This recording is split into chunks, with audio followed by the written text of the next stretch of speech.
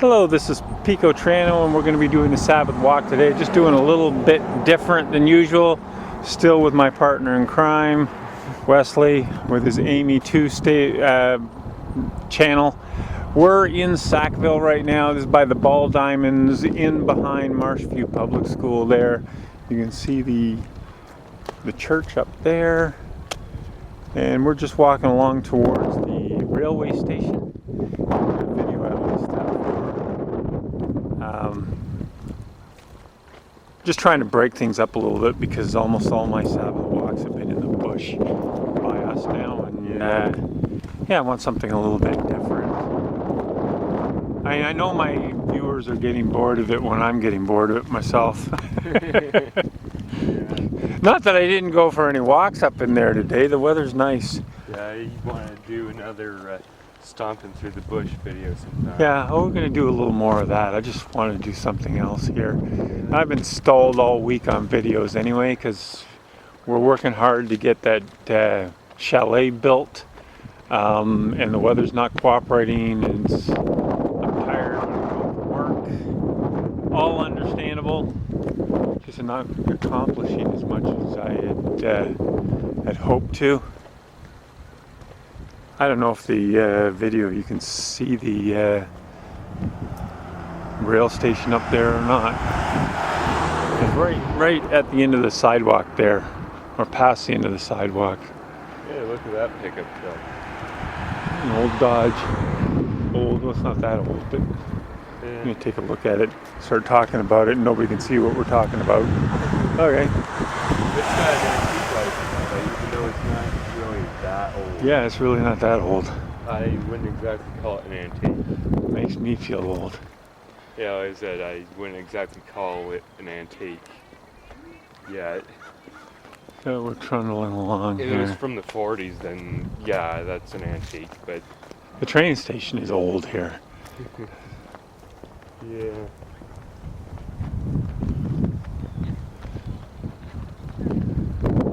Getting a good look at stuff here.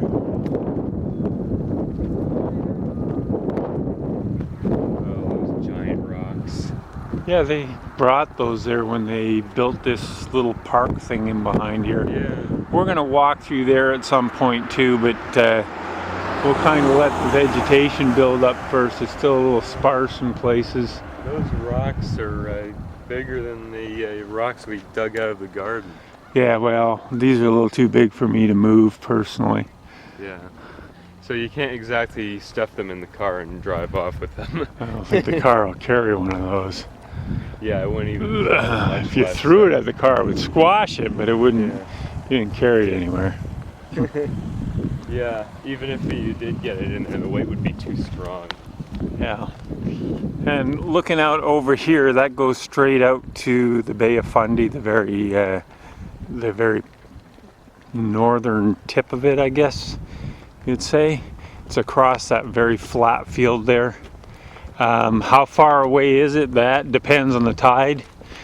The tides from the Bay of Fundy are the highest, among the highest tides in the world anywhere, and it makes quite a difference. You could have a large ocean-going ship that's floating, and when the tide goes out, it's on dry land. That'll give you an idea how much the tide changes there. In at least one part of it, it's over 40 feet, which is a lot of difference. The rivers here are all tidal rivers. The Tantramar will kind of back flush every time the tide comes in. The Petitcodiac does that too. The Chocolate River in Moncton. The tidal rivers are usually full of silt. Oh, just loping along here. The Via Rail sign. Yeah, a little more. This station is used but not occupied. There's no staff there. We're slowly approaching that. Okay, just taking a look at the time, realize we got plenty of video time here for this to go 10 minutes. I'm surprised you started recording so early. Yeah. Well, on the left of the picture here, you see the back of the industrial park here. Not much of an industrial park. There isn't much industry in this particular town. There used to be, though. Yeah, there used to be. In fact, the river changed course because originally down here by the station and in the back there, they built ocean-going ships out of wood.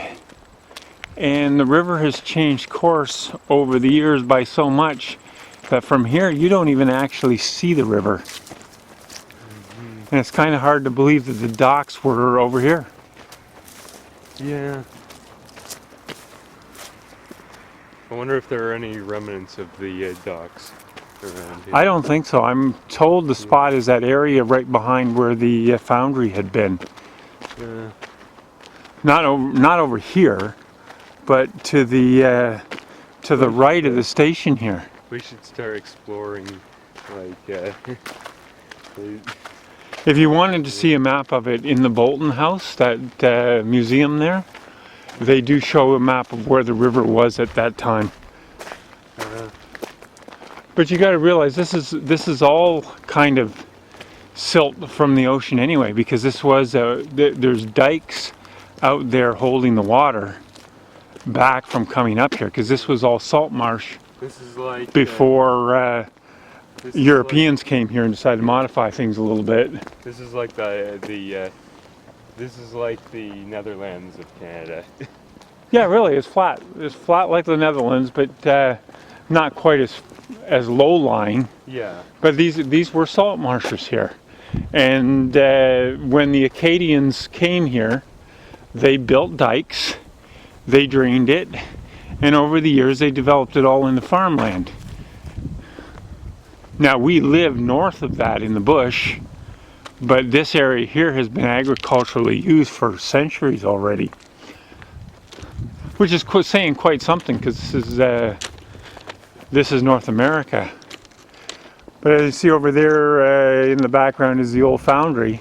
My understanding is this area right here, where I'm pointing the camera right now, is where the docks used to be. And the river used to come through here, or wind through here. But it's just carved itself a new path through, and where it was here is all silted in, all filled in. And that wasn't done by humans, that was done by natural processes. Now we're going down the track here. This track Two of these is the one that carries the Trans-Canada train. The track here does travel across the marsh. It is a narrow point between New Brunswick and Sackville. It's always been strategic. By Au Lac you have Fort Cumberland, formerly Fort Beauséjour.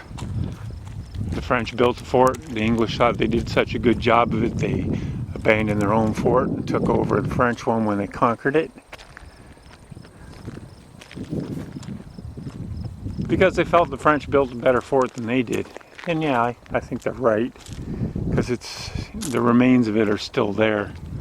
There's a lump of metal here that I don't know what it's from. Really? Yeah, look at this. Just some random piece of metal. Just a piece of metal. Okay, well, across the hills that you see in the far background of the picture, if you can see them across the way, that is Nova Scotia over there. And there may well be water between us and there. But the bays do drain right out on the end here when the tide goes out.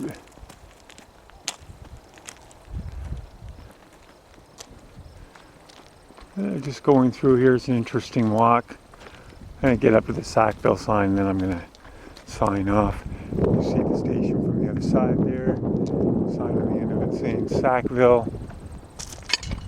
There's a chunk taken out of that. Uh-huh. Out of that cement or whatever. And you see the post with the sign on it here. It says Sackville. I don't know how well you can read that because the sun's interfering. Anyway, that's our Sabbath walk for today. Okay, I'm here with Wesley from Amy 2. If you like this video, we do more Sabbath walks or walks in general on his site. Be sure to go over and have a look. My main site, woodworking, MFCP Woodworking, and this channel, go ahead and like, follow, hit the notifications bell, go wild. And I'm going to sign off then, so always remember, time flies whether you're having fun or not. Thanks for watching.